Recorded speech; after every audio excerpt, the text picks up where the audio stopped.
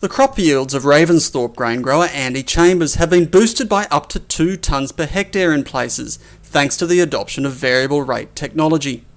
Mr. Chambers has been strategically spreading lime and gypsum. We're probably spending the same amount of money on lime and gypsum, but we're putting it where it needs to go, so instead of wasting it on country where it's not needed.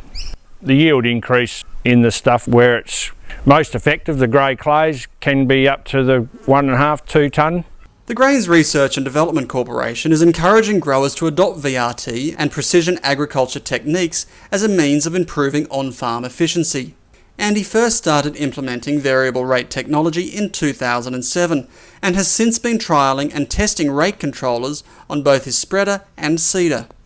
We've just been working with the agronomist to look at yield maps and biomass maps, and then using the EM and gamma maps to kind of a little bit ground truth of what we see on the yield maps.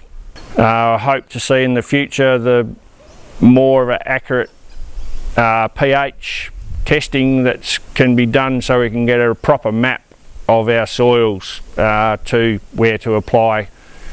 So we may even be able to go out to higher rates and lower rates in the spots where we don't need it. Mr. Chambers runs a mixed farm, cropping a rotation of pasture, wheat, barley, canola, oats, peas and lupins, and running wethers and crossbred lambs.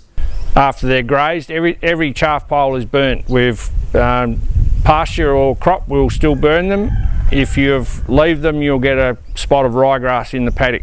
The inclusion of the pasture legumes Bizarula and Ceradella in the rotation have also contributed to input savings by boosting soil nitrogen and assisting with weed control. On normal cereal crops, we're applying 2 lots of 50 kilos of Flex-N. When you drop 1 or 2 of those applications off with a good nitrogen base with the Bizarula off the pasture, we've found we've been able to go out 2 wheats and a barley and make malting specs no problem at all. We're changing our practices to get as much grain off as possible and the best crops first.